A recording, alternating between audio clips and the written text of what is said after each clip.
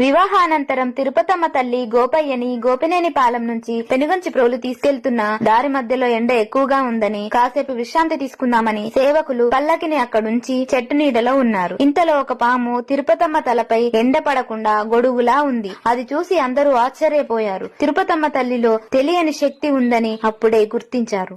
గోపయ్య సాత్వికుడు, ధర్మాన్ని గౌరవించిన భర్త. తిరుపతమ్మ భక్తిని ఆయన పూర్తిగా అర్థం చేసుకున్నాడు. ఇద్దరూ కలిసి ఆదర్శ గృహస్థ జీవితం గడిపారు. కానీ దేవతలకు కూడా పరీక్షలు తప్పవు. అత్త వెంగమాంబ, తోటికోడలు చంద్రమ్మ నుంచి తిరుపతమ్మకు తీవ్ర అవమానాలు ఎదురయ్యాయి. గ్రామస్తులు ఆమెను లక్ష్మిగా గౌరవించడం వాళ్లకు నచ్చలేదు. ఇది ఆమె రోజువారీ పూజ మరియు పతి పూజకు ఆటంకం కలిగించింది. పెనుగంచిప్రోలు గ్రామం మరియు పరిసర ప్రాంతాలు ప్రకృతి వైపరీత్యాల బారిన పడ్డాయి. ఎందుకంటే శ్రీ వెంకటేశ్వరుని కృప వలన జన్మించిన తిరుపతమ్మ రోజువారీ పూజకు పతి పూజకు అంతరాయం కలిగింది. ఎండ చాలా వేడిగా మారింది. సరస్సులు ఎండిపో